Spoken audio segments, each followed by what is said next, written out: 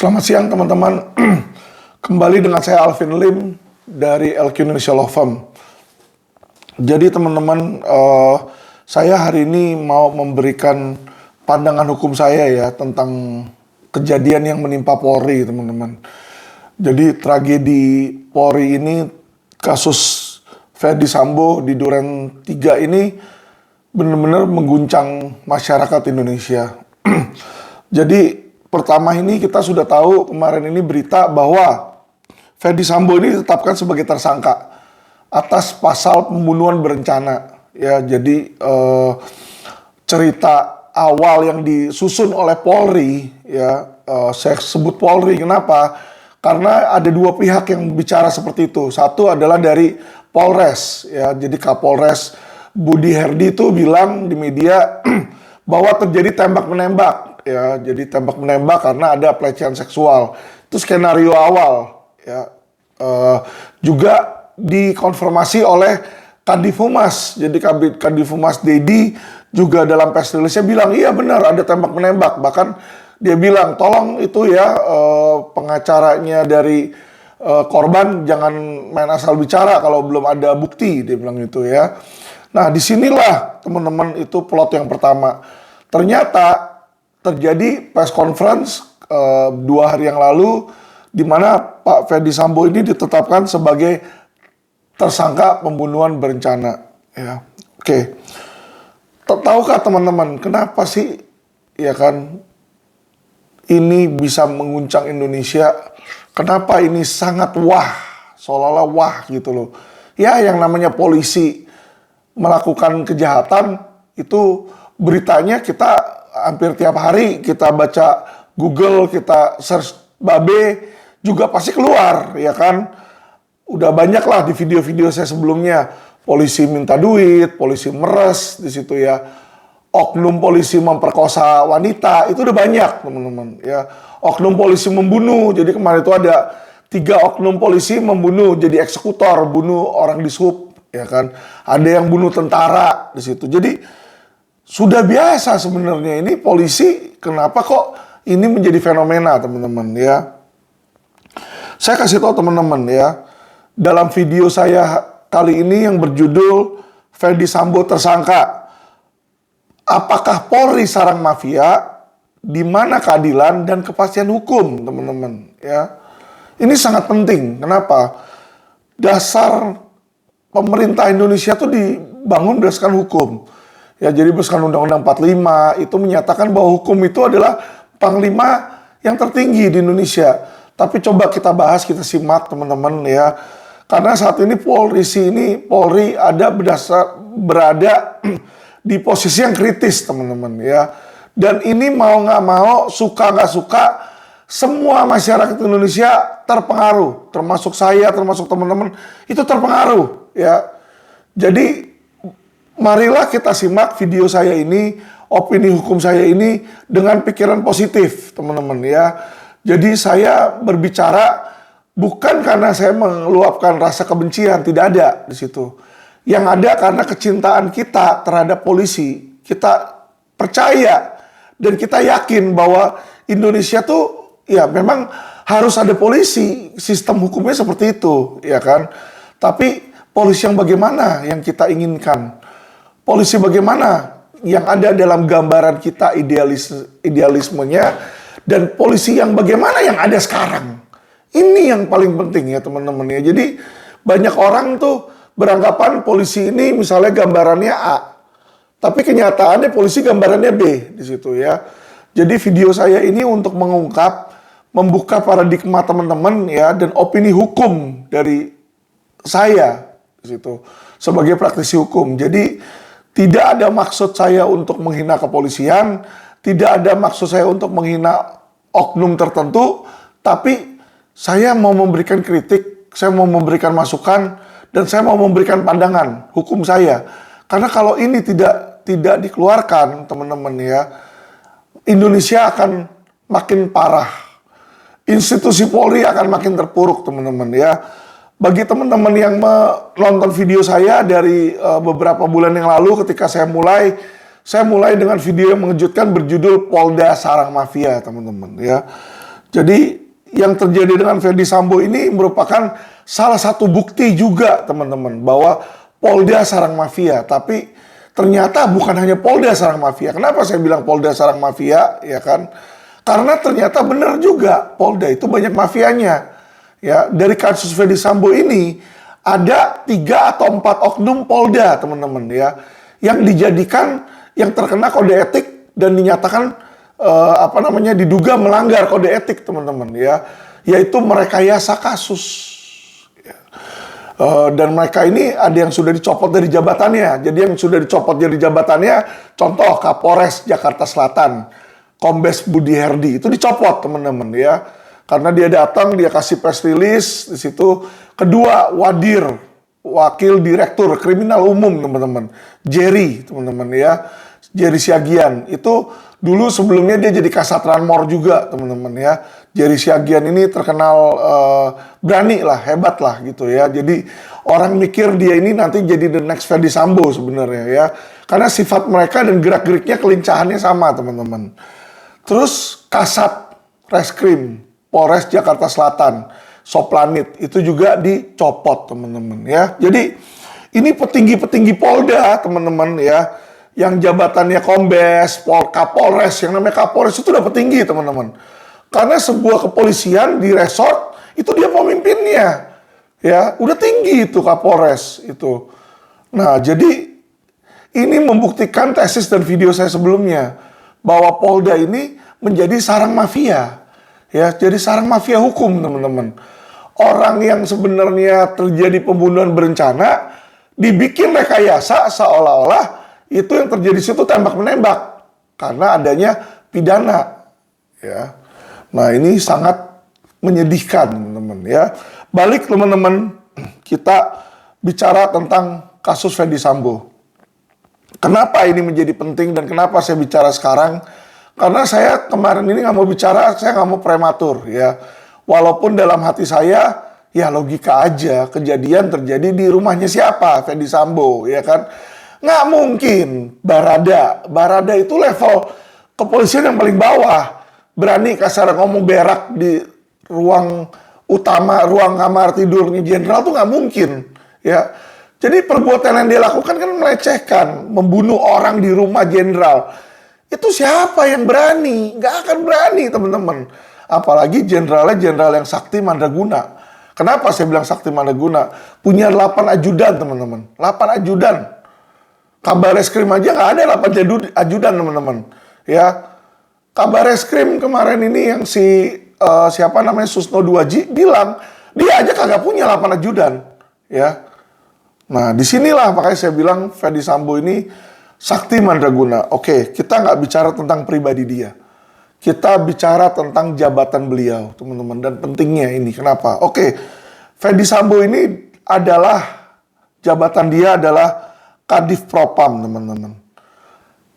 Bagi yang tidak tahu, Kadif Propam itu adalah Kepala Divisi Propam. Propam singkatannya adalah Profesi dan Pengamanan. Kasarnya ngomong itu Propam ini adalah polisinya polisi, teman-teman ya. Jadi kalau ada polisi melakukan pelanggaran, baik itu pelanggaran etik maupun pelanggaran pidana, biasanya diperiksa dulu oleh Propam, teman-teman ya. Jadi polisinya polisi ini teman-teman Propam ya. Nah, terus apa yang terjadi di sini teman-teman ya kan? Terjadi pembunuhan. Nah, seharusnya teman-teman yang namanya Propam itu Propam ini yang membersihkan kalau ada polisi yang melanggar.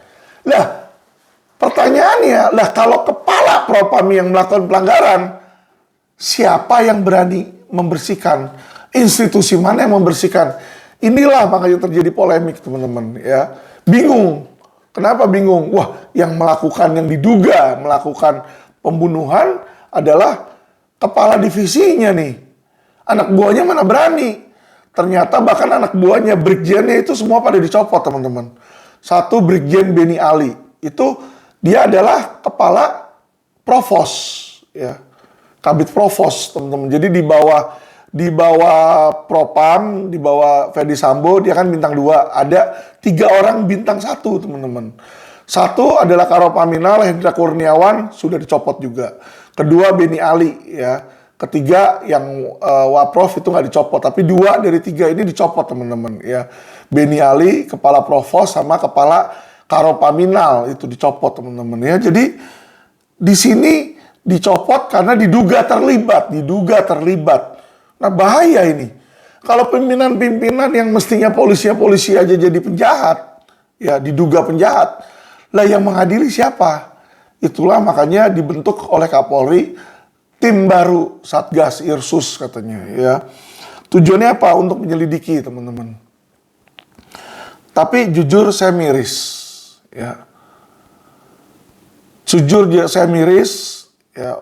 Banyak orang bilang waktu itu, kamu ngapain bikin video jelek-jelekin kepolisian? Saya bukan jelek-jelekin kepolisian teman-teman. Saya sedang berbicara tentang fakta, gambaran yang saya lihat langsung dan saya alami langsung dengan kepolisian. Ya, ketika saya bilang Polda sarang mafia, siapa yang saya maksud sebagai sarang mafia? Yaitu polisi yang yang memeras uang. Adakah polisi yang memeras? Ada buktinya. Yang di Vismondev minta 500 juta ya, dari Kanit, Kasubdit sampai direktur katanya 500 juta 500 teman-teman. Itu ada buktinya semua. Itu adalah real pernyataan saya dan real kejadian hidup nyata saya teman-teman. Ya. Dan saya sudah 2 kali menjadi korban kejahatan, korban oknum polisi teman-teman. Ya. 2 kali saya di penjara. 2 kalinya itu saya menjadi korban kriminalisasi, rekayasa dari kepolisian. Yang pertama adalah kasus penculikan. Dibilang saya menculik anak saya. Anak saya dari umur setahun sampai umur 14 tahun sekarang udah gede. Saya sekolahin. Bagaimana saya bisa menculik anak kandung saya sendiri? Saya di penjara 9 bulan di situ. Karena ada polisi merekayasa seolah-olah handphone hilang di rumah tersebut. Saya mengalami sendiri ini. Nah sekarang kejadian ini karena sudah mendarah daging, ya kan, dari itu tahun 2007 sampai sekarang 2022, tidak ada perubahan yang berarti, teman-teman. Dan jujur saya bicara, teman-teman, kepolisian sekarang ini makin bobrok. Ya, jadi saya bicara fakta, saya bicara data, teman-teman. Kenapa saya bicara data? Saya bicara data yang diberikan oleh Kompas. Ini ada gambar dari majalah Kompas teman-teman. Ini bisa dilihat tahun April 2021 Citra Polri di 78,7%. April 2021. Oktober 6 bulan kemudian turun dari 78,7 ke 77,5. Dari Oktober ke Januari turun lagi dari 77,5 turun ke 74,8. Dalam 3 bulan turun lagi teman-teman. Dari Januari ke Juni dalam 5 bulan dari 74,8 turun ke 65,7. Ini Citra Polri. Makanya ketika saya bilang polisian makin bobrok, tolak ukurnya adalah ini teman-teman. Tolak ukurnya adalah survei dari Citra Kepolisian. Jadi Kompas ini mengadakan survei ke masyarakat. Bagaimana menurut mereka citra polisi baik atau tidak. Ya, yang bilang baik tuh turun teman-teman. Nah inilah makanya kenapa saya bilang bobrok, karena dia makin menurun. Ya. Jadi tujuan saya bukan mau menghina, bukan mau melecehkan. Saya bicara fakta, saya bicara pendapat masyarakat, saya bicara opini masyarakat dan apa yang ada di media. Karena apa yang tertulis di media itulah yang dibaca oleh seluruh masyarakat Indonesia dan menjadi gambaran dari institusi Polri. Ya. Oke, balik teman-teman di sini.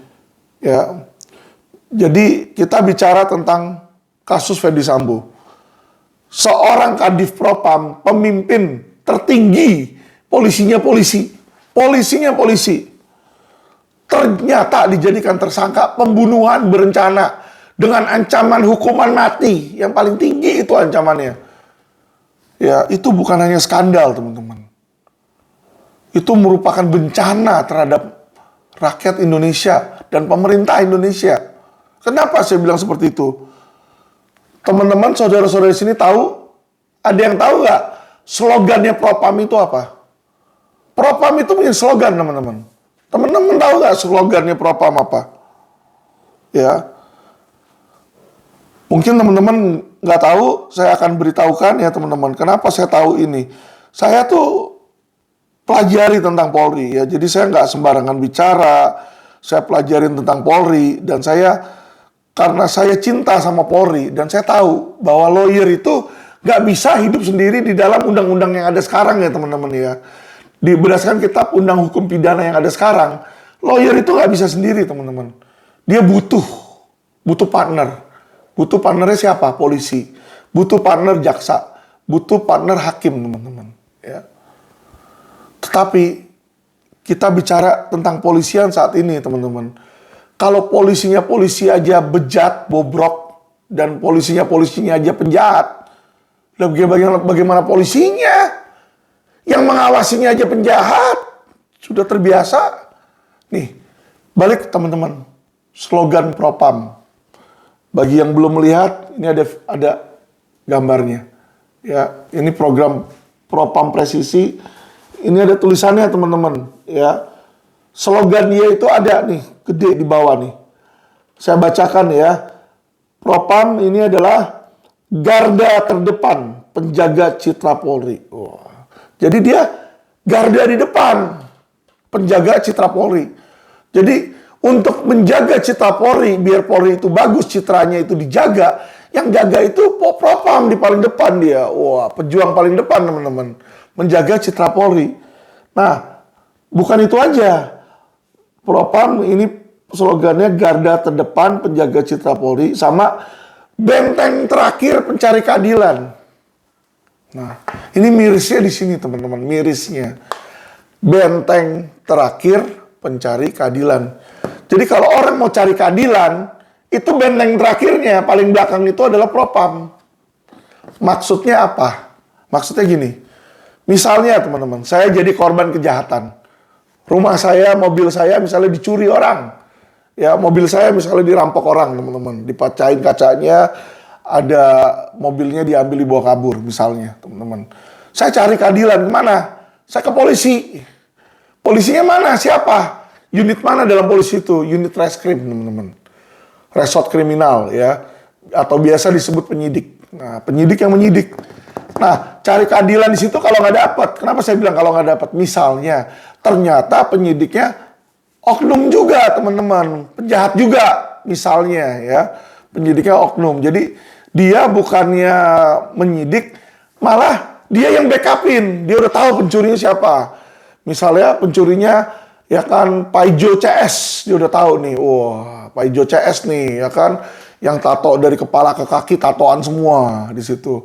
Nah, ternyata Pak Ijo CS tiap bulan setoran ke mereka, ya kan, ke Polres tersebut misalnya. Nah, itu saya cari keadilan di situ nggak akan ketemu ke penyidik. Karena kenapa? Penyidiknya mungkin udah disogok, udah disuap, dapat uang suap, makanya nggak akan jalan-jalan. Nah, ketika nggak jalan, apa yang terjadi dengan mencari keadilan? Kita majulah ke benteng terakhir, teman-teman, itu Propam. Kita bikin aduan. Pak Propam, aduan polisi saya nggak ditindaklanjutin nih, ya kan? Tolong diperiksa. Biasanya aduan itu nanti aduan ketidakprofesionalan penyidik. Jadi kita anggap penyidik nggak profesional nih, nggak menindaklanjuti, nggak memberikan kepastian hukum. Ya, bikin laporan di Propam tuh. Disitulah makanya disebut Propam itulah adalah garda terakhir pencari keadilan. Pertanyaan saya, kalau garda terakhir pencari keadilannya udah runtuh, kemana orang masyarakat mencari keadilan? Kemana masyarakat mencari keadilan? Sepele toh. Orang mencari keadilan ke polisi dulu. Kalau mau proses hukum, itu dari polisi dulu. Polisi, jaksa, baru hakim pengadilan. Itu urutannya.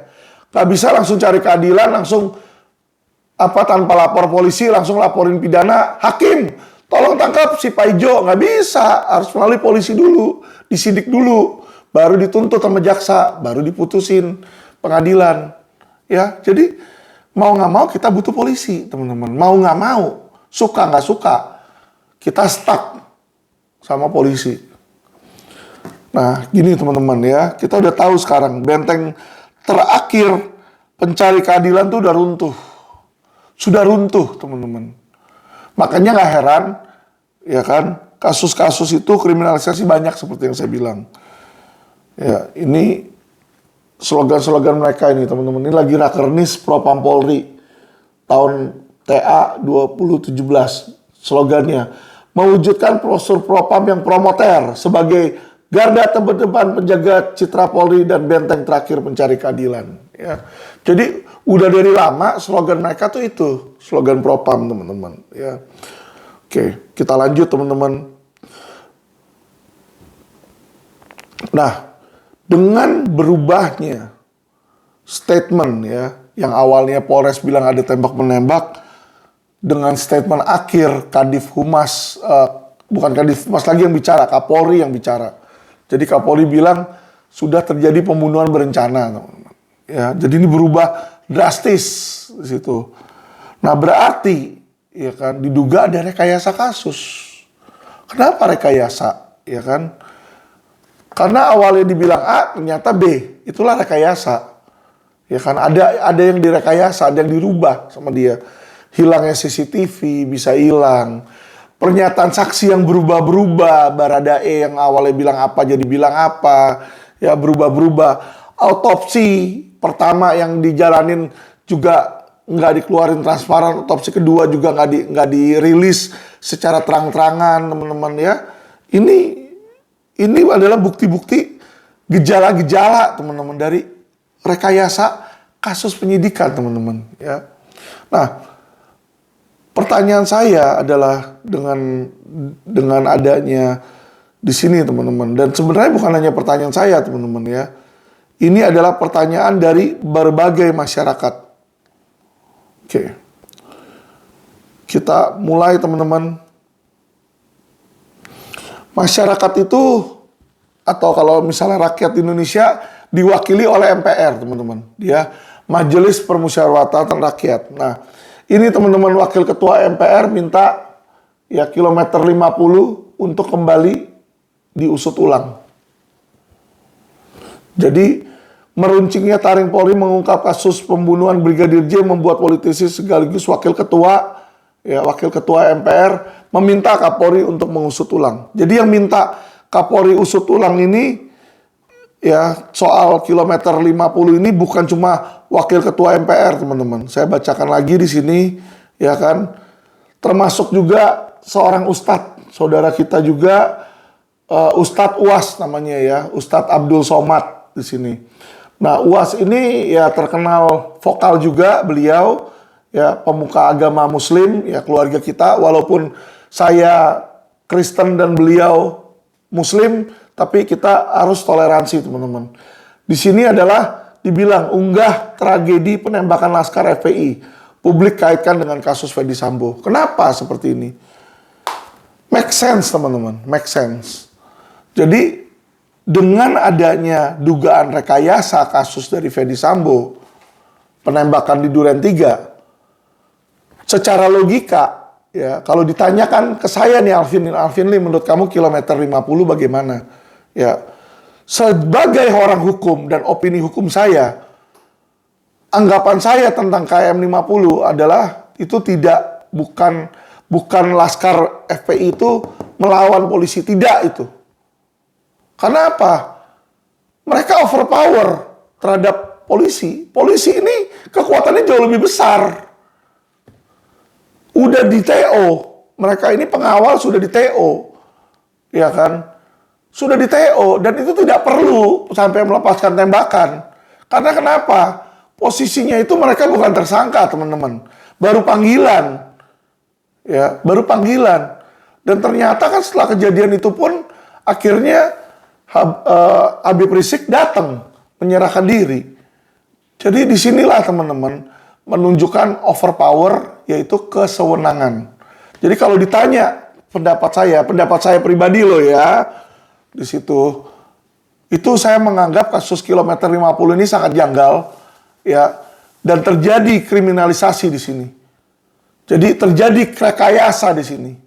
Saya tidak percaya, teman-teman, kalau orang yang sudah ditangkap diborgol, jadi pengakuan di berita itu sudah diborgol.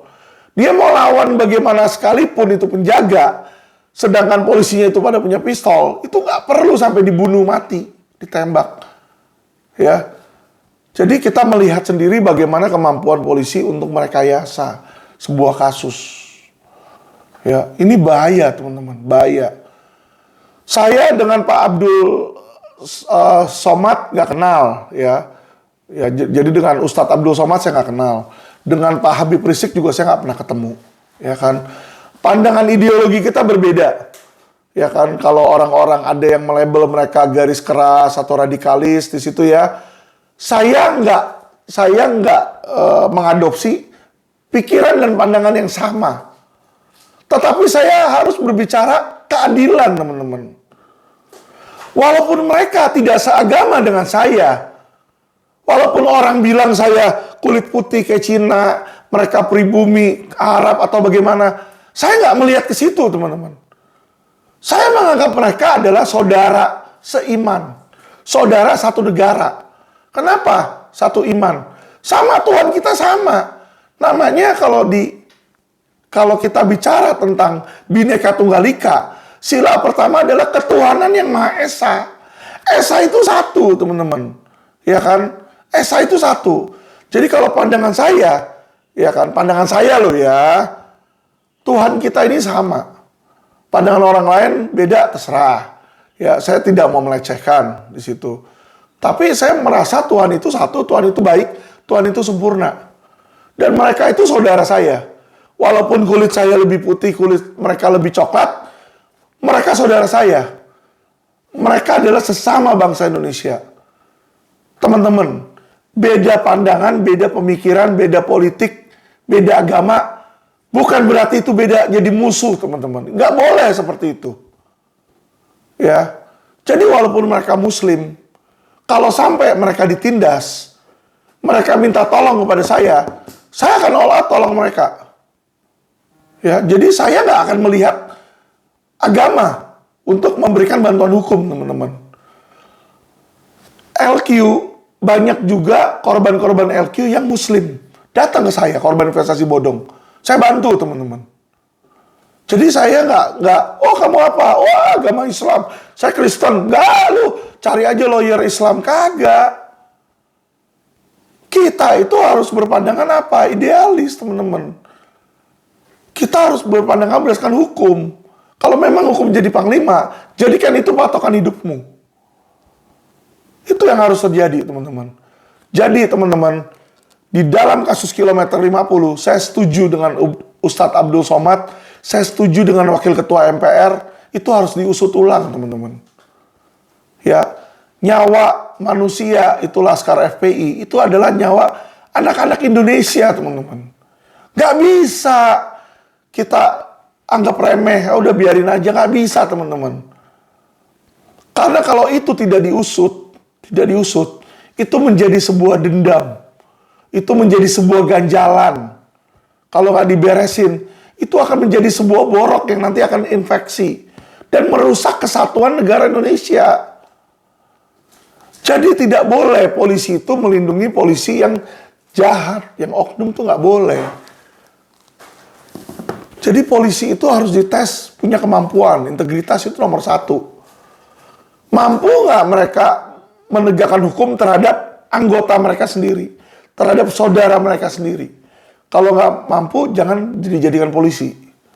Karena yang ada nanti akan terjadi kong kali kong, kolusi terhadap sesama kepolisian, teman-teman. Bahaya itu. Ya, kita nggak mau membuat polisi itu, kita nggak mau buat institusi Polri itu menjadi penjahat berseragam. Kita nggak mau. Di situ ya. Jadi itu yang harus kita hindari, teman-teman. Jadi kasus kilometer 50 ini, teman-teman, saya punya simpati yang sama terhadap umat muslim. Walaupun saya bukan muslim, teman-teman, ya kan. Tapi saya bayangkan, kalau yang dibunuh itu, penjaga itu adalah adik saya, adik kandung saya, atau anak saya, apakah saya tidak akan berteriak sekuat tenaga? Ya toh? Makanya dalam podcast saya ini pun saya bawakan, itu wajib untuk diusut, itu kilometer 50. Karena juga menghilangkan nyawa orang. Terlepas dari itu beda pandangan politik, teman-teman. Ya, jadi kita harus, teman-teman, di sini tegakin hukum. secara proporsional. Dan hukum sama politik ini sebenarnya nggak boleh dicampurin. Kalau dicampurin akhirnya apa?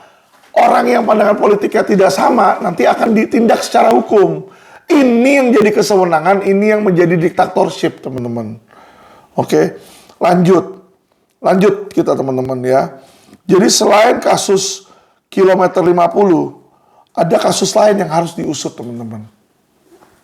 Kenapa? Kalau tadi kasus kilometer 50 juga terjadi di Polda Metro Jaya, saya tahu sendiri di mana kasus KM 50 itu ditanganin oleh unit yang namanya Kamnek, Keamanan Negara, teman-teman. Saya dikriminalisasi pun oleh Subdit Kamnek ketika kasus Allianz. Saya langsung ditangkap, nggak pernah diperiksa, teman-teman, langsung ditahan. Saya ditaruh di penjara 20 hari, saya nggak boleh dibesuk. Itu sadis, teman-teman. Saya ditaruh satu sel di tempat teroris. Jadi saya ditaruh di tempat teroris. Mereka berpikir, apa yang mereka pikir? Mereka pikir nanti nih teroris-teroris bakal serang si Alvin, intimidasi. Tapi saya kasih tahu teman-teman, yang mereka anggap teroris itu muslim-muslim radikal, saya di sel satu tempat sama mereka, saya tidak disentuh. Saya tidak dianiaya, dan saya diperlakukan dengan rasa hormat oleh mereka. Disinilah kita melihat di mana orang mencap mereka sebagai teroris, pelanggar hukum. Tetapi yang saya lihat mereka punya moral, mereka punya sopan santun, dan mereka menjalankan undang-undang. Itu yang saya bingung. Itu saya bingung, teman-teman. Ya, kita balik lagi teman-teman ya. Kilometer 50 itu selain Kamnek yang ngurus di Polda, yang dimana kita tahu nih Polda ini ada banyak oknum, teman-teman, ya kan?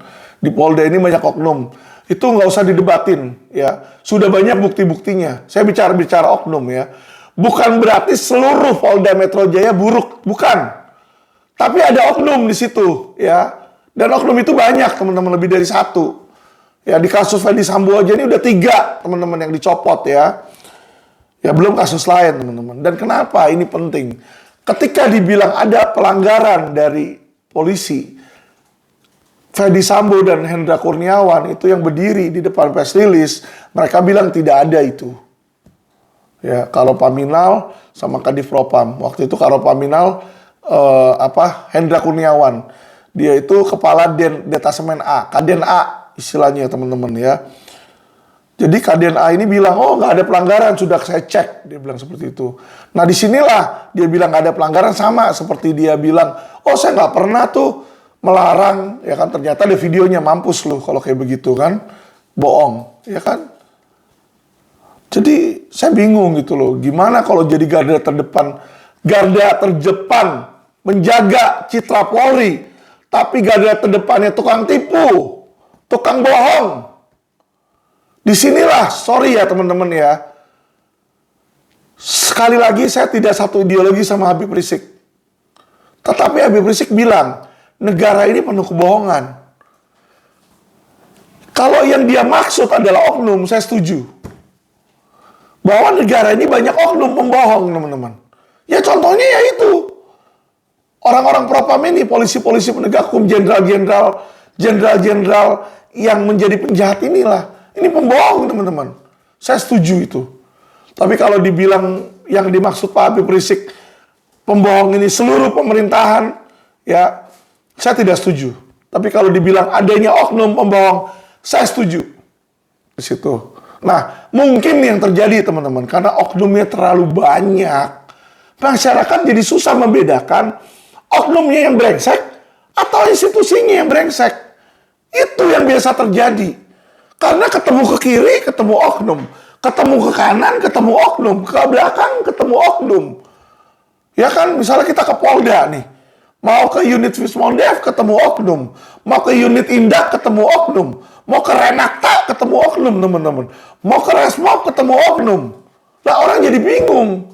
Ini oknum atau ini memang institusinya udah oknum. Ini yang terjadi, teman-teman ya. Oke. Kalau tadi kita tahu kenapa kilometer 50 ini dipermasalahkan, ada kasus yang tidak kalah pentingnya, teman-teman, yang patut diusut ulang. Ya, saya kasih lihat videonya, teman-teman, biar teman-teman terbuka matanya. Jadi ini adalah kasus kebakaran Kejagung. Jadi dua kasus nih Mega yang saya minta dengan hormat agar pemerintah ini mau mengusut ulang, dibikin tim khusus. Ya, satu adalah kasus kilometer 50, kedua adalah kasus kebakaran gedung Kejagung, teman-teman. Kalau kita udah melihat ada oknum di sana, yaitu oknum dari Kadif Propam, saya yakin bahwa kasus kebakaran di Kejagung ini, Gedung Bundar, adalah menutupin oknum Kejaksaan Agung. Ya. Jadi jenderal petinggi di Kejaksaan Agung itu mau ditutupin boroknya dengan kebakaran di Kejagung ini, teman-teman. Ya. Dan kenapa kebakaran Kejagung ini harus wajib diusut ulang? Ini karena ada videonya. Karena inilah orang yang mengusut kasus tersebut. Assalamualaikum warahmatullahi wabarakatuh. Selamat siang. Yang terhormat Bapak.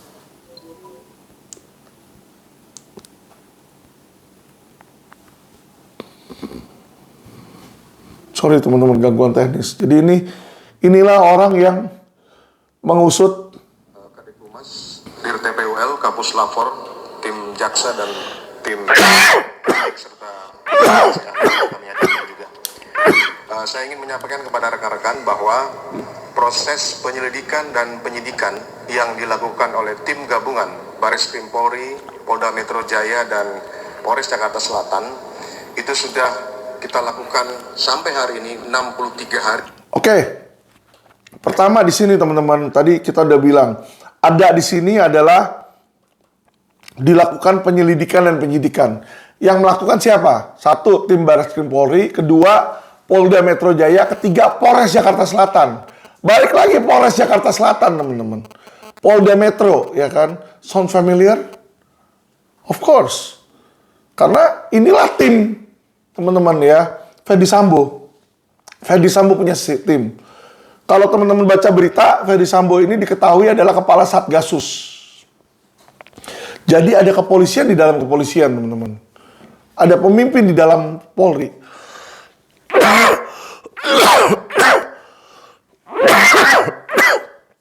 Di mana ada bentukan Satgas khusus untuk mengurus kasus-kasus tertentu nih. Wah. Ya teman-teman, jadi si Ferdy Sambo ini jadilah dia kepala Satgasus, teman-teman.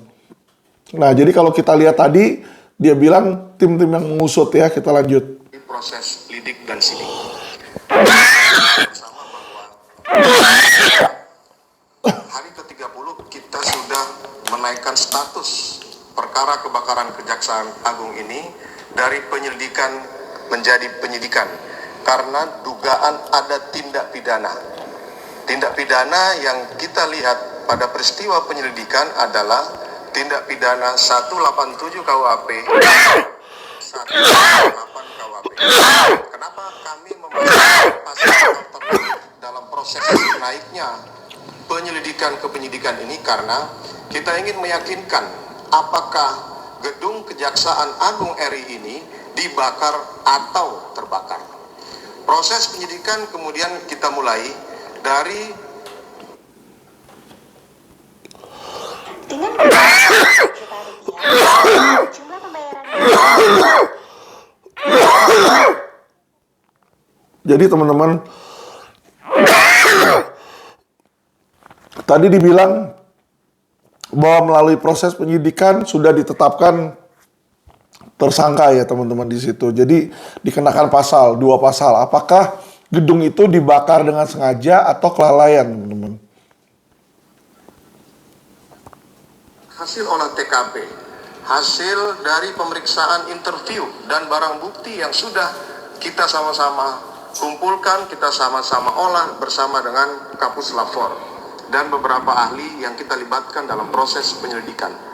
Dalam proses penyelidikan itu kemudian naik ke penyidikan, kita ketahui bersama bahwa gedung Kejaksaan Agung itu terbakar pada tanggal 22 Agustus jam 18.15, kemudian dipadamkan besoknya tanggal 23 pukul 6 pagi. Dari hasil penyelidikan, ya teman-teman, dari sini aja saya udah tahu ini nggak masuk logika, teman-teman. Gini loh, gedung kejaksaan Saya udah sering ke Kejaksaan, teman-teman. Ya, Kejaksaan Agung, saya udah sering ketemu. Jampidum saya udah pernah ketemu. Dir TPUL saya udah pernah ketemu di situ, teman-teman ya. Jamwas juga saya udah pernah ketemu, teman-teman ya. Udah sering bicara sama mereka juga udah sering, teman-teman. Nah, bagi yang sudah tahu pernah datang ke gedung Kejaksaan Agung, gedung Kejaksaan Agung itu sama kayak Mabes, teman-teman. Nggak pernah sepi, nggak pernah kosong. Nggak pernah sepi, nggak pernah kosong. Tadi teman-teman dengar sendiri, ya kan, dibilang kejadian kebakarannya itu jam 6, jam 18.15. Jam 6.15 itu masih banyak orang, teman-teman. Kalau namanya tempat di kantor, Mabes, di Kejaksaan, itu orang ngurusin hukum, itu masih rame. Nggak percaya, coba nggak usah jauh-jauh, nggak usah kita ke Kejagung deh yang susah masuk, teman-teman. Kejari aja, teman-teman ke Kejari, kalau jam 6 itu, di situ masih banyak orang. Jadi banyak yang jaksa-jaksa selesai sidang laporan ke bosnya, laporan ke Kasipidum, laporan ke Kajari. Sama teman-teman. Di Kejagung pun juga begitu. Kejaksaan Agung yang pada ngurus-ngurusin kasus, ya kan, jam 6 itu masih rekonsiliasi. Ya. Jadi nggak bisa sepi. Nggak make sense, teman-teman. Jadi dibilang kebakaran itu karena sebatang puntung rokok. Seolah-olah sebatang puntung rokok dinyalain, terus ditaruh sembarangan di tempat sampah yang ada apa namanya cairan yang mudah terbakar katanya. Lucu sekali di situ, teman-teman, lucu sekali. Ya kan, yang ngerokok cuma satu puntung loh, kecuali banyak di situ. Nah kalau tempatnya misalnya satu puntung rokok ada ini mau kebakaran, ya paling lokasinya kecil dikit sekali, teman-teman. Itu satu. Terus kedua, orang-orang yang ada di sana biasanya dengan mudah bisa padamkan. Saya yakin seyakin-yakinnya, opini hukum saya ya, balik lagi opini, bukan menuduh. Opini pendapat saya di sini adalah pada hari tertentu tersebut sengaja dikondisikan untuk disepikan, dikosongin.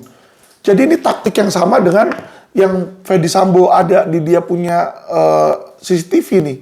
Kemarin saya baca CCTV dari CNN, teman-teman ya, itu melihat bahwa untuk ketika ngebunuh si Barada ini, Barada seolah-olah mau disuruh ngebunuh si Brigadir J, mereka datang situ, Fedy Sambo sama Putri keluar dulu gitu loh. Jadi seolah-olah dikosongkan dulu tempat itu. Jadi dia biarkan si eksekutor ini atau kasar ngomong badut-badut mereka, eksekutor mereka ini yang bergerak, yang melakukan pekerjaan kotor. Ini kalau saya lihat teman-teman ya, sorry ya, ini opini saya, balik lagi opini. Boleh setuju, boleh nggak setuju, silakan. Ya kan, kita kan bebas mengeluarkan opini, teman-teman. Ya kan, tujuannya apa? Tujuannya untuk membangun. Kenapa? Karena di sini ada 1 triliun gedung negara Indonesia yang dibangun dengan hasil pajak yang saya juga ada setor di situ, teman-teman. Orang tua saya ada bayar pajak, semua kita bayar pajak. Bangunlah sebuah gedung yang cantik dan dibakar oleh oknum, teman-teman. Dibakar oleh oknum. Kenapa dia bilang naik ke sidik kan? Berarti ini sengaja, bukan kelalaian, teman-teman. Nah, tapi dibilang yang salah itu siapa? Oh, tukang renovasinya dijadiin kambing hitam. Sound familiar? Sama kayak kasusnya si Fedy Sambo toh. Ada mayat mati, siapa yang ini? Oh, itu Baradae, ya kan? Udah ada bumper. Katanya Baradae ditawarin 5 miliar untuk mengaku bahwa dia yang bunuh, ya kan? Itu pengakuan dari saya baca di koran di situ ya. Nah, mungkin apakah tidak mungkin dilakukan hal yang sama? Ya toh? Apa maksud saya dilakukan hal yang sama? Nih yang ngebakar ini pakai puntung rokok ini ya kan? Bisa aja ngebakar pakai puntung rokok ini orang yang sama, teman-teman. Maksudnya adalah strateginya itu otaknya sama. Karena kenapa kita lihat nih, footprintnya ini mirip, teman-teman. Dilibatkan kata si Fedy Sambo Puslap 4. Teman-teman tahu artinya Puslap 4? Pusat Laboratorium Forensik. Sama kayak tubuhnya si Barada, si Brigadir J. Di forensik toh ternyata banyak yang mencurigakan di situ kan. Karena untung aja dilihat lah. Kalau ini kasus kebakaran Kejaksaan nggak ada korban masyarakat, teman-teman. Makanya nggak ada yang bisa punya hak melihat. Saya mau lihat dong hasil forensiknya. Ditutupin oleh mereka. Nah disinilah teman-teman, saya yakin Saya yakin oknum polisi sama oknum jaksa ini kerjasama, teman-teman. Kerjasama untuk menutupi. Jadi kalau teman-teman merasa bahwa jaringan mafia hukum itu hanya di kepolisian, salah, teman-teman. Salah. Jaring kepolisian itu sudah masuk ke jaksaan juga. Karena kenapa? Oknum jaksa ini dibela sama polisi. Nanti lihat aja teman-teman. Hukuman ancaman si Ferdy Sambo kan ancaman hukuman mati kan. Saya berani jamin dia nggak akan kena hukuman mati. Karena kenapa? Kejaksaan ada hutang budi sama mereka. Kejaksaan ada hutang budi. Yaitu hutang budinya apa ini? Kasus Gedung Bundar, teman-teman. Kasus kebakaran Gedung Bundar. Jadi saya minta masyarakat, saya minta pemerintah, jangan cuma kasus kilometer 50. Dua kasus yang besar yang harus diusut ulang. Kilometer 50 dan kasus Gedung Bundar kebakaran itu. Ini wajib, teman-teman, ya. Kalau yang kasus kilometer 50 itu korbannya korban jiwa, nyawa seseorang secara imaterial. Kalau di Gedung Bundar itu korbannya nggak ada korban jiwa, justru malah korban materinya sangat besar. 1 triliun, teman-teman. Oke. Kita lanjut, teman-teman, ya. Saya mau bahas tentang kepolisian ini dengan hancurnya garda terdepan Polri dan benteng terakhir mencari keadilan. Lalu bagaimana dengan masyarakat, teman-teman? Tadi kan judul kita adalah Ferdy Sambo tersangka, Polri sarang mafia. Di mana keadilan dan kepastian hukum? Nah, lalu bagaimana nasib para pencari keadilan, teman-teman? Ya. Jadi kasus-kasus investasi bodong yang mandek nih di Polda Metro Jaya, teman-teman. Saya mau menyoroti. Kenapa? Kasus investasi bodong di Polda Metro Jaya tuh mandek semua loh. Di Vismondev itu ada 3 kasus, teman-teman, ya. 2 Mahkota, 1 Oso. Terus ada kasus Narada, ada Mina Padi. Itu mandek semua, teman-teman, di Polda Metro Jaya. Nah, kalau benar ternyata Polda Metro adalah sarang mafia, ya kan, apalagi mafia itu informasinya Kasatgasus ini tidak punya anggaran dan harus cari sendiri, teman-teman. Saya bacakan ya berita artikel yang saya temukan nih, teman-teman. Jadi biar teman-teman ada gambaran dikit, ya kan, apa sih Satgasus itu, terus kenapa sih ada seperti itu. Ini saya infoin sama teman-teman ya. Jadi saya udah bilang kemarin itu Polda sarang mafia. Ternyata teman-teman, bukan cuma saya doang yang sependapat.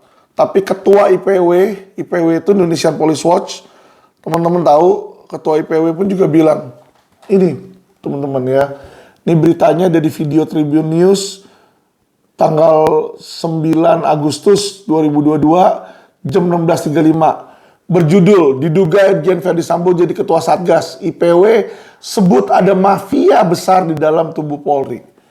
Benar toh? Jadi yang sudah melihat dan merasakan itu, yang bilang ini bukan cuma saya loh, teman-teman. Ketua IPW juga bicara loh di sini.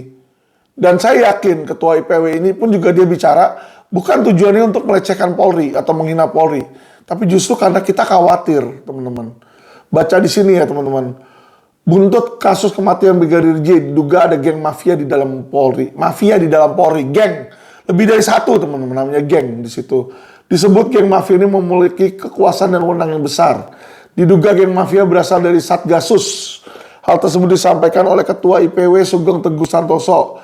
Ia menyebut para petinggi memiliki wewenang namun disalahgunakan. Ini menjadi catatan saya. Di dalam kepolisian diduga terdapat geng mafia yang memiliki kekuasaan cukup besar. Dan kewenangan yang diberikan, kemudian kewenangan tersebut disalahgunakan. Ini persis yang terjadi, teman-teman. Penyalahgunaan wewenang. Penyalahgunaan wewenang. Masalahnya adalah ketika polisi melakukan pidana, siapa yang menumpas? Siapa yang menegakkan? Siapa yang mampu menegakkan, teman-teman? Ketika itu tidak ditegakkan, masalah ini nggak akan selesai, teman-teman. Ya kan? Karena kenapa? Yang bisa menyidik pidana itu hanya polisi. Jadi kalau polisinya sendiri yang melakukan, melanggar, nggak mungkin polisi nyidik polisi sendiri, nggak mungkin. Udah saya bilang nggak ada itu polisi jeruk makan jeruk. Makanya propam itu saya udah bilang percuma lapor propam. Coba lihat video saya. Sebelum ini saya ada 2 video, percuma lapor propam 1, percuma lapor propam 2. Kita ada lapor propam untuk oknum di Polda Metro juga, oknum Polres Jakarta Barat dan oknum Polres Jakarta Timur. Kita laporin propam, ada video rekamannya juga, teman-teman. Ya, itu nggak ditindaklanjuti, bukan hanya nggak ditindaklanjuti, teman. Bahkan oknumnya makin menggila. Oknumnya makin menggila, teman-teman. Nggak takut dibilang sama propam, gue nggak takut. Oh, pantesan nggak takut. Saling melindungi, teman-teman. Ternyata ini yang terjadi. Nggak heran di sini ya. Jadi kita lihat di sini PW udah bilang ya, yang paling penting di sini adalah bahwa ada mafia kasus nih, ada mafia hukum di situ ya, di dalam tubuh Polri itu Satgasus dibilang. Dibilang menurut Sugeng dari 25% tersebut masih dimungkinkan masuk dalam Satgasus tersebut. Ya, jadi orang-orang yang diperintah itu adalah orang-orang Satgasus nih yang diperintahkan oleh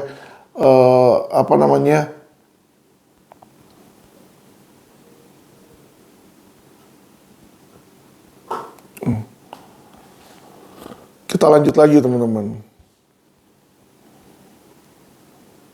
Nah, kalau kita tahu tadi udah ada oknum di Satgasus ya, teman-teman. Kali ini kita lihat nih, teman-teman, tentang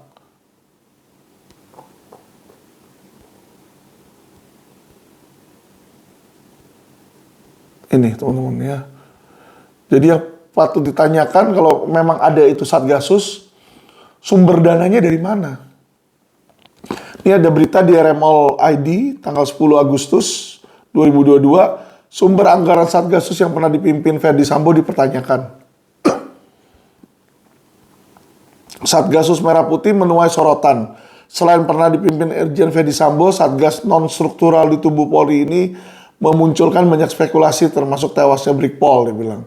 Mantan presenter TV Rahma Sarita dalam video yang beredar mengulas Satgasus yang dibentuk Tito Karnavian saat menjabat sebagai Kapolri. Satgasus itu tugasnya adalah non-struktural di Polri, sempat dipimpin Ferdi Sambo. Satgasus ini dipertanyakan sumber anggarannya oleh DPR, lantaran tidak menggunakan anggaran dinas, melainkan mencari sumber lain.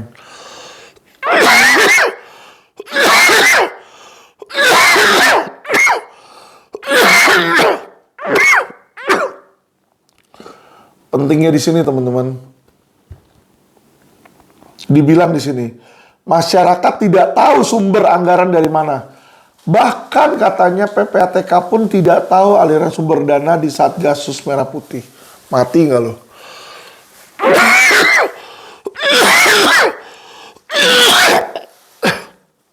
Jadi PPATK itu adalah Pusat Penelitian Analisa Transaksi Keuangan. Ini adalah badan pemerintah yang menganalisa keluar masuknya uang. Kalau dia aja nggak tahu, ini bahaya, teman-teman.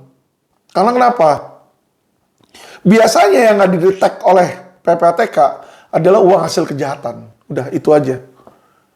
Jadi kalau uang itu uang resmi, uang halal, misalnya sumbangan, anggap deh Satgasus dapat sumbangan dari perusahaan, misalnya apa, Bank BCA. Wah, terima kasih polisi sudah bantu pengamanan. Saya mau nyumbang nih, nyumbang untuk Satgasus nih 1 miliar. Dia biasanya transfer. Ditransfer. Nah, kalau ditransfer, ada ini sumber dari PPATK itu akan melihat, oh ini ada transfer dari Bank BCA ke Mabes, ya kan, untuk sumbangan. Ada alirannya, teman-teman. Ini kagak ada. Biasanya yang nggak ada aliran dananya ini, yang nggak bisa ditrace, ini hasil kejahatan, teman-teman. Kita baca lagi ya.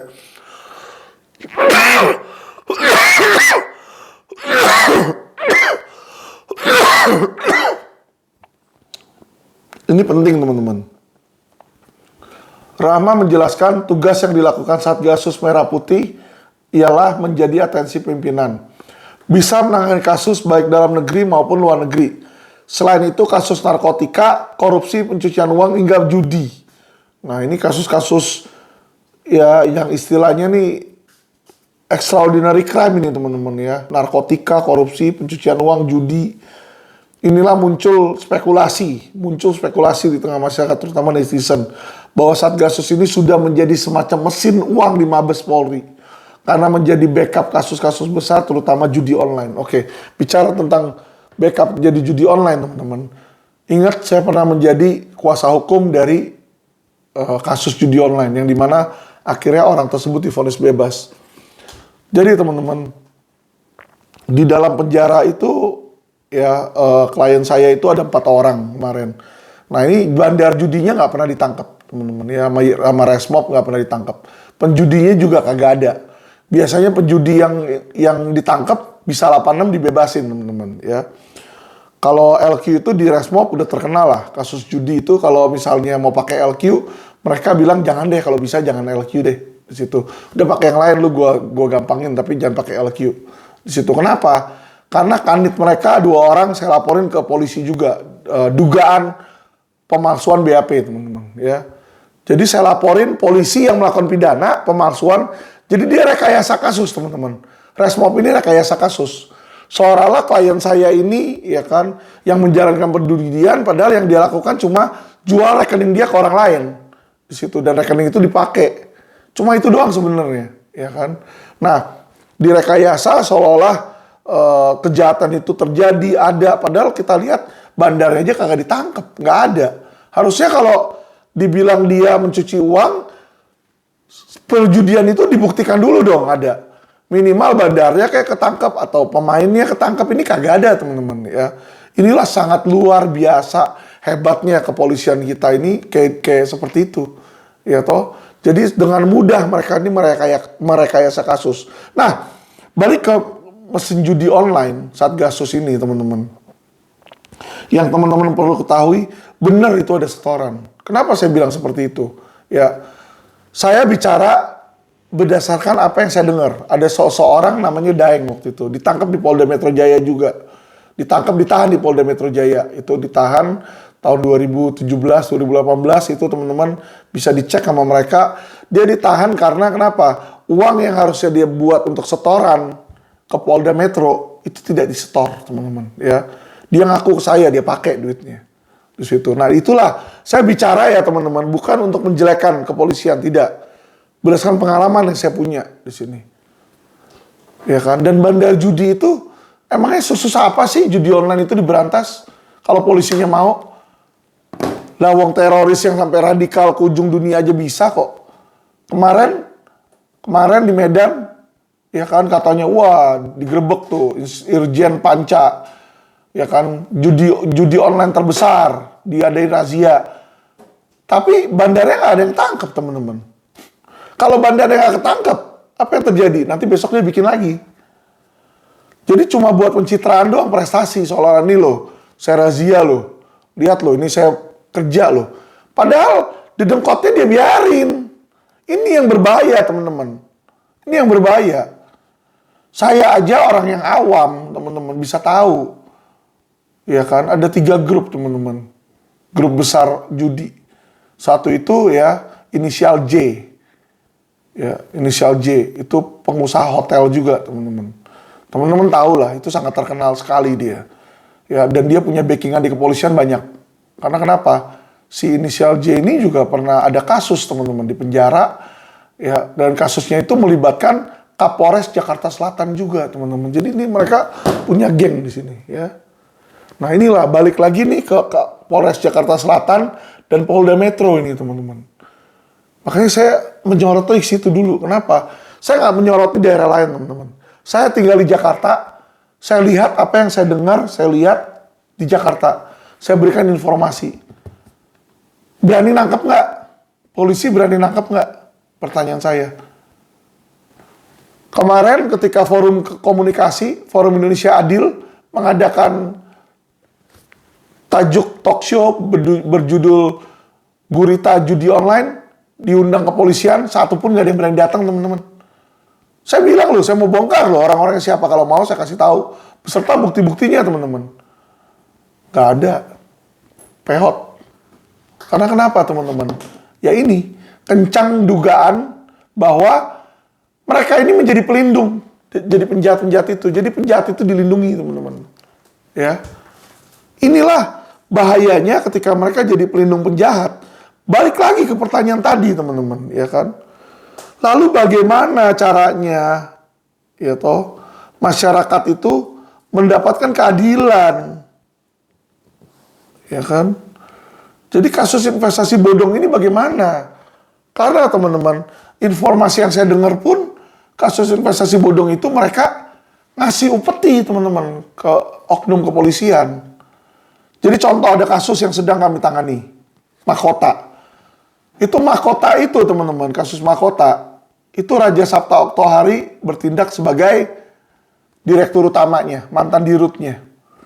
Ya, jadi ketika itu terjadi, direktur utamanya Raja Sabta Oktohari. Lah, sampai sekarang itu kasus pun juga tidak ada kepastian hukum, ya kan? Udah jelas-jelas investasi bodong, teman-teman. Di situ mau coba dihentikan. Nah, yang lebih parah lagi, teman-teman, ya kan? Ini pejabat, dia ketua KOI. Dia ketua KOI. Apa yang dilakukan? Ya toh? Nah, KOI ini kan bidang olahraga, Komite Olimpiade Indonesia. Lah, si Kapolrinya ini dikasih jabatan, teman-teman. Dapat jabatan. Ketua ISI. Ya toh? Ikatan Sepeda Indonesia. Kapolri. Wah, dengan bangganya, wah, saya dapat jabatan ketua umum nih. Woi, mantap, ya kan? Olahraga, pencitraan, teman-teman. Foto-foto, cekek. Sebelahnya RSO di situ. Sounds familiar?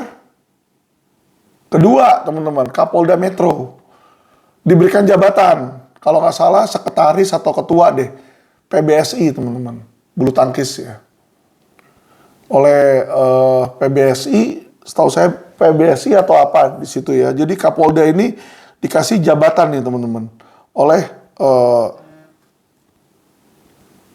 saya lihat ya, teman-teman ya, dikasih jabatan oleh di bidang olahraga itu, teman-teman. Jadi disitulah kita melihat bagaimana kedekatan mereka akan membuat sulit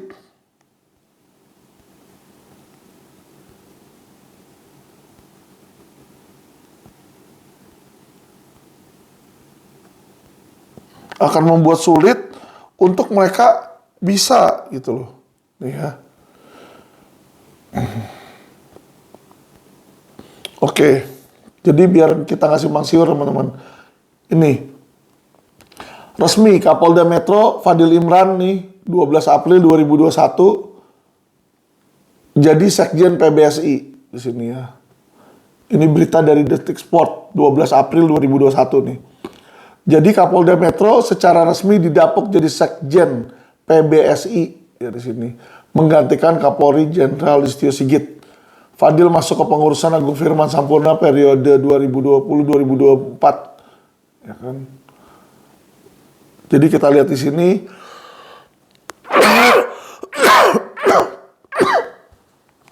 posisi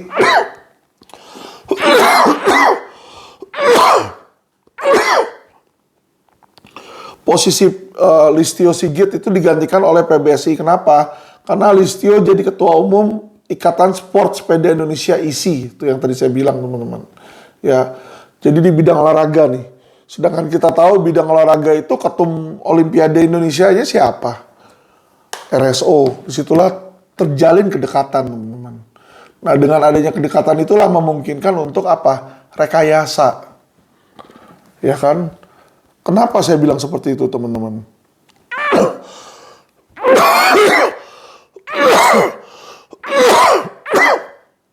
Ini di kasus Ferdy Sambo.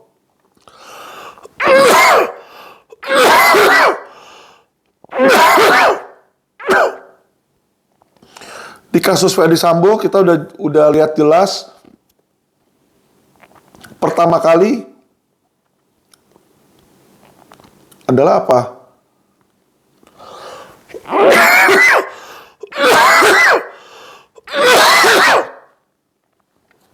Ini teman-teman. Jadi ini fotonya nih, di mana Ferdy Sambo meluk Fadil Imran, Kapolda Metro. Makanya nggak heran toh, wadirnya datang situ, wadirnya kena tuh. Anak buahnya Kapolda ini pada kena semua anak buahnya. Ya kan, tapi Kapoldanya nggak tersentuh. Kenapa? Bintang 2 teman-teman, nggak akan tersentuh. Nggak akan tersentuh itu. Ya sulit untuk menyentuh bintang 2. Karena kenapa Ferdy Sambo aja nggak disentuh-sentuh teman-teman. Susah. Sampai presiden ngomong 4 kali baru disentuh. Nggak berani teman-teman. Kapolri nggak berani. Kenapa saya bilang Kapolri nggak berani teman-teman? Balik lagi, Ferdy Sambo ini polisinya polisi. Polisinya polisi. Semua borok kepolisian dia punya, dia tahu. Emangnya teman-teman pikir Kapolri nggak punya borok? Kapolri sebelum jadi Kapolri, apakah dia nggak jadi kabar eskrim? Sebelum jadi kabar eskrim, apakah dia pernah jadi Kapolda, nggak pernah jadi Kasat, nggak pernah jadi direktur? Dia dari bawah juga. Ada catatan rekor-rekornya. Catatan itu semua ada di Propam. Jadi teman-teman, boroknya polisi itu ada di Propam, ada di Ferdy Sambo. Makanya infonya kemarin Ferdy Sambo sempat mengamuk, ngancem mau bongkar boroknya kepolisian. Boroknya Kapolri mau dibongkar, teman-teman di situ ya. Nah, inilah teman-teman kedekatan-kedekatan polisi seperti ini, kayak kedekatan si Ferdy Sambo dengan Kapolda, sama seperti kedekatan sekarang Kapolda dengan Raja Sabta Oktohari. Ya. Nah, hal seperti inilah akan mempersulit bagi korban investasi bodong, bagi masyarakat memperoleh keadilan di Polda Metro. Jadi, ya saran hukumnya apa berarti kalau kayak begini kan? Nggak akan beres kecuali dicopot, diganti, teman-teman. Selama Kapolda Metro Jayanya masih Fadil Imran, itu kasus nggak akan jalan. Rekayasa akan terus terjadi, teman-teman. Akan terjadi. Karena kedekatan itu ada. Setoran-setoran itu akan selalu ada, teman-teman. Ya, jadi harus ganti pimpinan ini. Nah, kita udah tahu tadi, teman-teman ya, bukti-bukti yang mencoreng perilaku PMJ itu udah ada. Terus, korban mencari keadilan pun juga sudah tidak mungkin. Kenapa? Karena benteng terakhir mencari keadilan itu udah runtuh, teman-teman. Yang lebih parah lagi, teman-teman ya, Kompolnas. Kompolnas itu nggak berfungsi maksimal. Prakteknya tuh nggak lebih dari cuma jadi juru bicaranya Polri. Jadi kalau juru bicara Polri, mah kan di Humas sudah ada, nggak perlu itu sebenarnya Kompolnas. Kalau menurut saya bagusnya Kompolnas bubarin aja. Kompolnas itu cuma jadi PR-nya doang. Gitu, teman-teman ya. Saya kasih tahu teman-teman, ini bahkan DPR. Ini komentar tentang Kompolnas. Coba teman-teman lihat video saya sebelumnya, saya udah ada video tentang Kompolnas, belak-belakan kinerja Polri. Saya sebutkan di situ bahwa Kompolnas itu, ya kan, cuma jadi PR-nya, dia public relation-nya, marketingnya dari Polri, teman-teman. Ya, nah sekarang DPR desak Benny Mamoto segera mundur dari Kompolnas jika punya rasa malu. Ini Riau Mandiri 9 Agustus. Wakil Ketua Komisi 3 Desmond Maesa mendesak Irjen Purnawirawan Benny Mamoto segera mundur dari jabatannya sebagai Ketua Harian Kompolnas. Menurut Desmond, sejauh ini Benny terkesan tidak profesional dalam menjalankan tugasnya di rumah ex-dinas Kadif Propam. Kompolnas sudah tidak layak di situ. Saya melihat Benny Mamoto harus malu lah. Menurut saya, mantan jenderal punya budaya malu, mundur dari Kompolnas. Ya kan? Jadi dibilang di sini bahwa apa? Disuruh mundur, teman-teman. Karena Kompolnas ini nggak lebih dari juru bicaranya doang. Juru bicara dari Polri.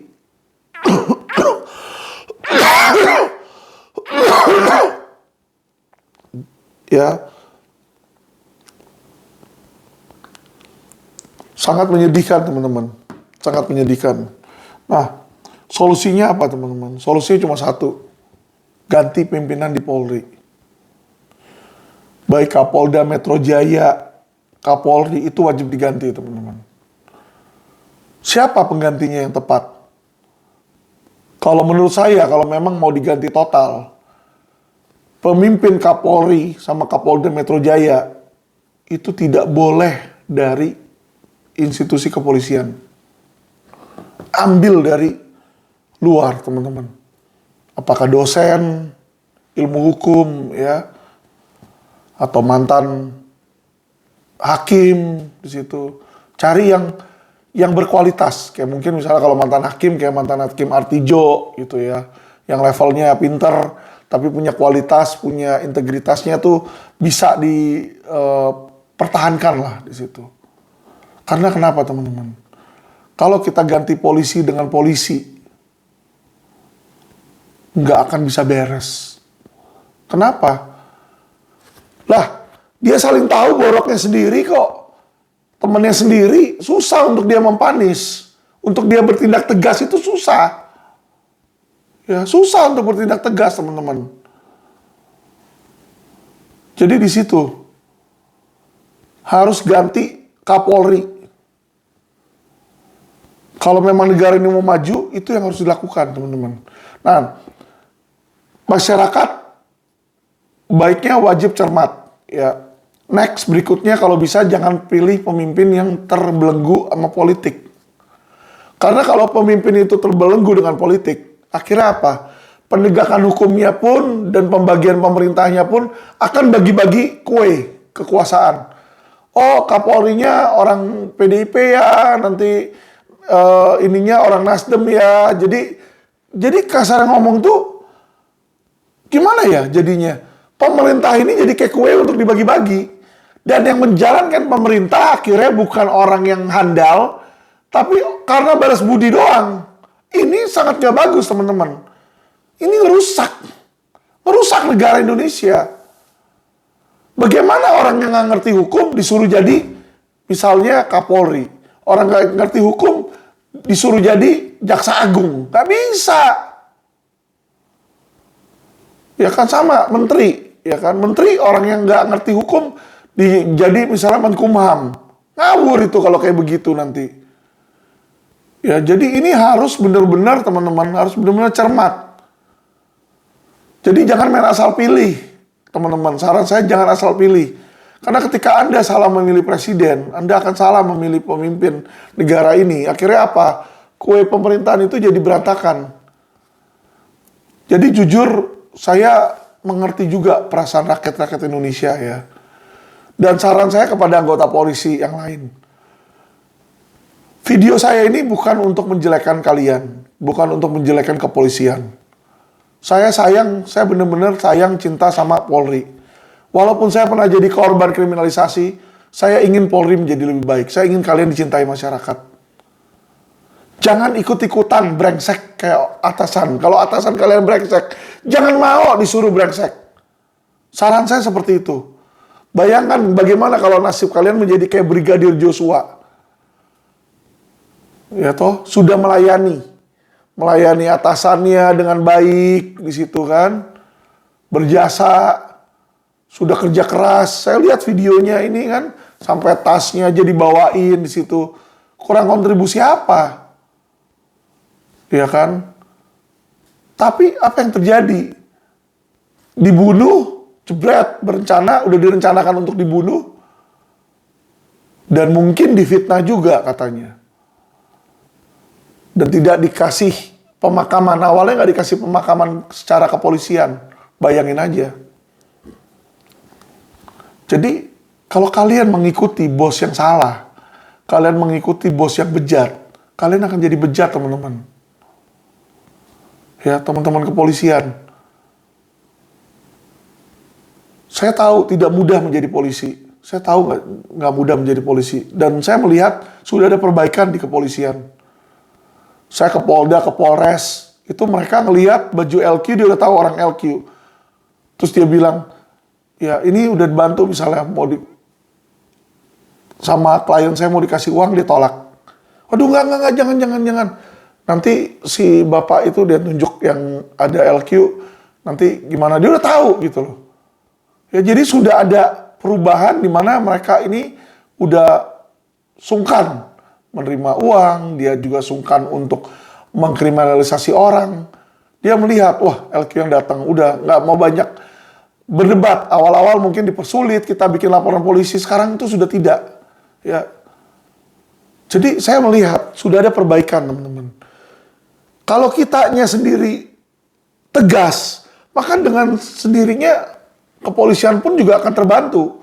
Tapi kalau kitanya sendiri mengikuti budaya suap, mengikuti budaya kriminalisasi, jadi lawyer sama polisi ikut-ikutan kerja sama merekayasa, ya sudah, berantakanlah di situ teman-teman. Berantakan. Ya. Saya kasih tahu loh, bahaya loh negara Indonesia loh. Negara Indonesia ini sebenarnya presidennya bukan Jokowi, teman-teman. Bukan Jokowi presiden. Presidennya bukan Jokowi. Secara jabatan benar. Tapi secara kesungguhannya, prakteknya bukan. Yang namanya presiden pimpinan, kalau saya misalnya pimpinan LQ, saya suruh pembantu saya, Inem, tuh ada bangkai tikus, sapu dong buang. Saya pastikan langsung hari itu juga dia sapu, dia buang. Tapi teman-teman lihat ya, di dalam kasus Brigadir J, berapa kali presiden harus ngomong? Sudah 4 kali teman-teman. 4 kali presiden bilang, saya tegaskan, transparan, jangan dibohong-bohongi, jangan ditutup-tutupi. 4 kali ngomong teman-teman, gila. Dan itu bukan cuma terhadap kasus Brigadir J.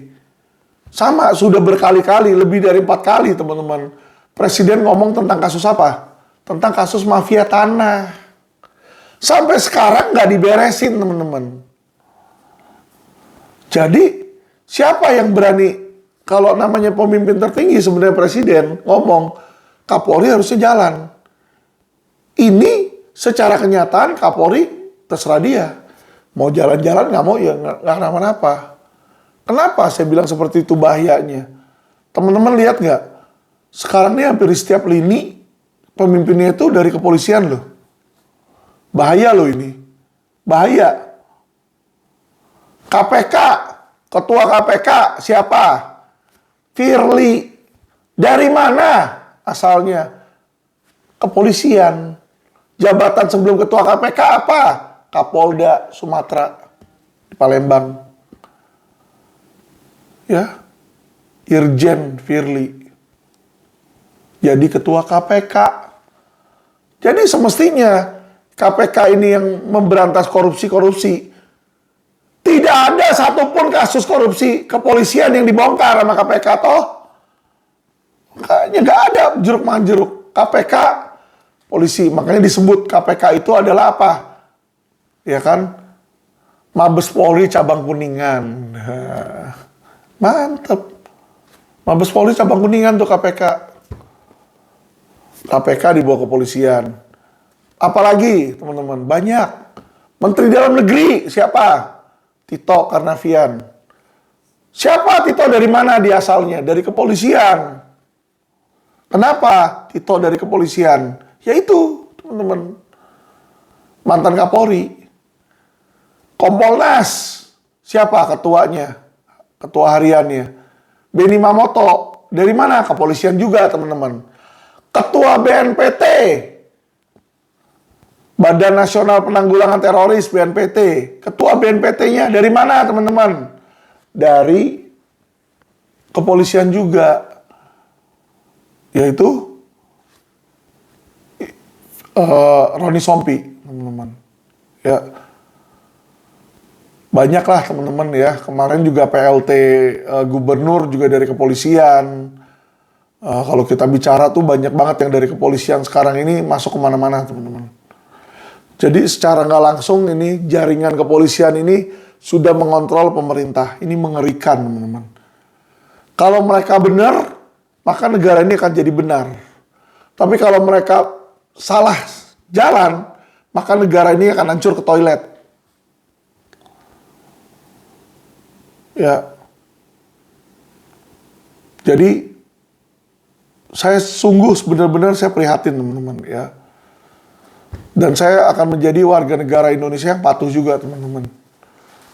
Ya ada kemungkinan saya masuk penjara karena saya udah ada tuntutan 6 tahun penjara dan 3 minggu lagi akan vonis teman-teman, vonis PN. Ya tentu nanti kita kalau vonisnya itu nggak sesuai ya kita akan banding atau kasasi juga teman-teman. Tapi yang menjadi penting di sini adalah ya ini sungguh ironi teman-teman. Saya tahu ya kan ini ada mafia-mafia. Mereka semua bergabung menyerang saya. Ya toh? Tapi tidak satupun pemerintah mau membantu. Nggak ada pemerintah yang membantu, teman-teman. Jadi saya melihat sebuah negara yang mana negara ini ngomongnya, dia speak-nya bicara hukum, teman-teman. Tapi bertingkah lakunya, tingkah laku kayak maling, menjahat, teman-teman. Ini yang saya sangat sedih. Negara Indonesia yang saya sayangin. Saya di Amerika kerja gaji sebulan tuh udah 1 miliar. Jadi wakil presiden.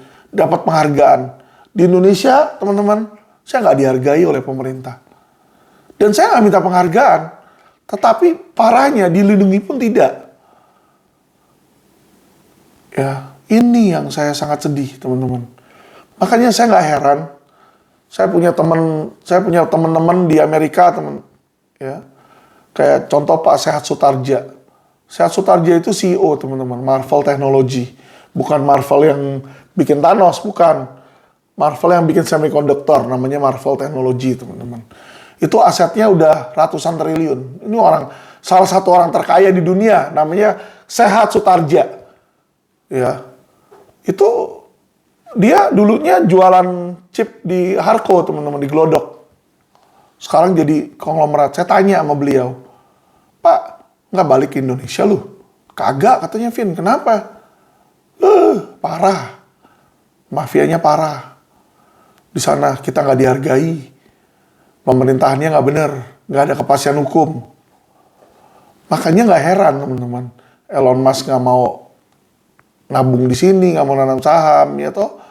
Terus siapa tuh namanya orang terkaya di Cina juga kagak mau. Ya kan? Banyak teman-teman yang mereka menolak untuk investasi di Indonesia, teman-teman. Bukan hanya Elon Musk di situ. Ngeri, teman-teman. Saya pun melihat di sini, jujur, saya pun juga sedang berpikir apakah lebih baik saya tutup usaha saya jual aja LQ ke orang lain, ya toh. Udahlah, saya balik ke Amerika. Saya balik ke Amerika, saya bisa jadi presiden bank atau saya udah bisa nyantai. Properti saya di Amerika juga masih banyak, teman-teman. Jadi pemasukan saya dari uang di Amerika, uang di Singapura, saya udah banyak, saya bisa istirahat dengan tenang. Tapi saya berjuang, saya koar-koar, saya teriak, saya demo. Sebenarnya untuk apa, teman-teman? Untuk masyarakat Indonesia. Untuk kecintaan saya terhadap Indonesia. Itu yang bikin saya pulang ke Indonesia. Saya ingin berjuang membangun tanah air. Tapi di sini, teman-teman, ya kan, orang yang talenta, yang bersih, yang punya pemikiran positif, itu tidak dihargai. Tidak dihargai, teman-teman. Yang ada itu yang dipeluk, yang dirangkul oleh mereka, ya yang suka kong-kali-kong, yang suka nyuap, yang suka merekayasa, yang suka menindas orang yang lemah. Ini sangat disayangkan, teman-teman. Saya berharap suatu saat, karena saya juga bukan di politik, akan muncul, teman-teman ya, politik-politikus Indonesia yang bukan jadi kayak tikus, teman-teman. Tapi politikus yang bersih. Yang cinta sama masyarakat, teman-teman. Yang memang bertujuan membangun negara ini, bukan memperkaya diri. Kalau yang sekarang ada ini, oknum-oknum Polri yang ada, jenderal-jenderal politisi yang ada, mereka memperkaya diri mereka sendiri. Di situ, itu bahaya. Makanya negara Indonesia nggak maju-maju. Karena sangat koruptif. Jadi butuh pemimpin yang tangan besi. Yang pertama harus dilakukan adalah fondasinya. Secara hukumnya benahi. Kapolri cari yang bagus, undang-undangnya diperketat. Kalau perlu hukum mati, teman-teman. Hukum mati alun-alun tuh, gantung di Monas sekalian. Biar semua orang lihat. Itu harus dilakukan, teman-teman. Bukan malah, ya kan, seorang advokat kayak saya dibilang apa? Dibilang membantu memasukkan KTP, katanya, pembantuan. Alat buktinya apa katanya? Katanya si pelaku utama bilang, udah nanya minta izin sama saya. Kata saya, menurut dia, boleh pakai alamat, tapi jangan pakai yang aneh-aneh. Saya bilang sama hakim kemarin di sidang, hakim, ya, kalau lu punya otak nih, nggak goblok nih, ya kan, kalau lu punya otak, coba arti kata itu apa? Boleh, tapi jangan pakai yang aneh-aneh. Jangan pakai yang aneh-aneh. Yang namanya jangan pakai yang aneh-aneh, itu orang udah kasih tahu saya belum untuk apa. Kalau udah dikasih tahu untuk apa, pasti kan saya nggak mungkin bilang jangan pakai yang buat aneh-aneh. Karena udah tahu saya dia pakainya untuk apa. Ini kan justru dia bilang, jangan pakai yang aneh-aneh karena saya nggak tahu mau dipakai buat apa, alamat. Dan yang namanya klien minjem alamat dari lawyer itu sudah sering minta alamat lawyer. Kenapa? Bisa aja dia mau kirim surat, dia mau kirim barang bukti di situ, mau kirim surat menyurat, mau melakukan pembayaran, mau kasih invoice, macam-macam teman-teman. Masa saya punya klien, kalau klien bilang, Vin, gue minta alamat lu dong. Saya nggak kasih, kan nggak mungkin. Pasti saya kasih dong di situ. Ya, jadi dibilang dengan saya memberikan alamat itulah dipakai oleh mantan klien saya ini untuk membuat KTP palsu katanya. Saya dikenakanlah pasal 55, 56. Ikut serta dan pembantuan. Mati nggak lu? Ya, pelaku utama kena tuntutan, kena vonis 2,5 tahun. Saya dituntutnya 6 tahun. Keren kan? Keren. Keren banget situ. Inilah teman-teman salah satu kasus kriminalisasi yang sedang in action. In action. Jadi Alvin Lim untuk yang ketiga kali akan menjadi korban kriminalisasi lagi, teman-teman. Saya akan mencoba sekuat tenaga melawan secara hukum, ya, baik di PN, di PT maupun di MA, teman-teman. Saya akan coba melawan, bahkan sampai PK kalau perlu. Ya, tetapi teman-teman, ya kan, apapun itu, saya akan hormati. Pemerintah Indonesia saya akan hormati. Tapi kesabaran ada batasnya, teman-teman. Kesabaran ada batasnya. Makanya saya nggak heran kenapa ada Zoro. Zoro itu adalah karena ada tekanan dari pemerintah selalu menindas masyarakat. Akhirnya apa? Adalah pahlawan yang membunuh para penjahat-penjahat itu. Makanya kenapa hari ini tema di patung saya ini pakai Thanos. Thanos ini sebenarnya niat dia baik. Niat dia apa? Agar supaya bumi ini dying sekarang. Ya, dengan ozon, dengan adanya virus-virus, daripada mati semuanya, dia akan bunuh setengah. Setengah itu dia hilangkan. Dengan dia kumpulin lah itu batu-batu infinity. Teman-teman, si Thanos ini. Jadi orang anggap ini Thanos ini penjahat, teman-teman. Karena kenapa? Karena dia bunuh setengah itu. Tapi pilihan dia sebenarnya antara dia selamatin si semua orang, tapi buminya mati, atau selamatin bumi, mengorbankan setengah penghuninya di situ. Jadi sebenarnya pilihan dia berat juga, teman-teman, ya. Nah, itulah bagi yang belum nonton Marvel, ya. Jadi biar kita jangan terlalu tegang, oke? Jadi itu teman-teman, mohon maaf kalau video saya panjang, tapi saya yakin video seperti ini, kalau saya ngomongnya terlalu pendek, teman-teman tidak akan bisa mendapatkan keseluruhan betapa negara Indonesia ini sedang krisis. Bukan krisis ekonomi, tapi kita sedang krisis hukum, teman-teman. Sedang krisis hukum. Ini yang terjadi di Indonesia. Ya, jadi ayo teman-teman yang mau berjuang, kita berjuang. Kita minta pemerintah untuk usut kembali 2 kasus, yaitu kasus kilometer 50 dan kasus kebakaran Kejagung. Itu harus usut tuntas, teman-teman, ya. Jangan kita biarkan negara ini, teman-teman, Indonesia ini menjadi bancakan dari oknum-oknum kepolisian brengsek, teman-teman. Menjadi bajakan dari oknum-oknum jaksa brengsek, teman-teman, ya. Jangan. Kasihan, teman-teman. Dan bagi kalian, teman-teman yang masih punya hati, ayo bantu saya. Ya kan, bantu share video saya ini. Ya kan, bantu share agar kenapa? Agar supaya masyarakat tahu ya kan bahwa betapa bobroknya pemerintah Indonesia ini, di mana pemerintah ini sekarang dikuasai oleh oknum-oknum Polri, teman-teman ya, yang tidak lain adalah mafia hukum. Mereka melindungi para penjahat, teman-teman. Kerjaannya ya, melindungi para penjahat di situ. Bahaya ini, teman-teman. Ya, dan mereka bekerja itu tidak sendiri. Mereka terstruktur, sistematif, dan masif, teman-teman. TSM. Kenapa? Banyak layernya, udah punya sendiri pasukan. Dan dia punya anggaran sendiri. Jadi anggaran itu dari judi online yang ngasih uang perlindungan. Jadi mereka ini semacam mafia, semacam gangster. Kalau di Amerika ini kayak yakuza sebenarnya, ya. Jadi ada yakuza di dalam kepolisian, teman-teman. Itu yang terjadi. Sehingga harus dibersihkan. Dan Kapolri Listio Sigit tidak mampu. Sudah tidak mampu, teman-teman, untuk membersihkan. Tidak mampu. Ya kan? Buktinya aja ngusut Ferdy Sambo aja satu susah. Dan tidak bisa, padahal desakan masyarakat untuk mencopot Fadil Imran itu sudah sangat kuat. Dan sudah digaungkan di media-media, teman-teman. Tetapi, teman-teman, tetap Listio Sigit tidak berani, teman-teman, melakukan tindakan tersebut. Ya. Jadi sangat disayangkan. Tetapi, saya yakin dengan kekuatan masyarakat, kalau masyarakat seluruhnya mau bergabung, ya kan, kita bisa melawan oknum. Bukan pemerintahannya ya, teman-teman, tapi oknumnya ini yang harus kita basmi, teman-teman. Terima kasih yang sudah menonton video saya. Salam cerdas hukum.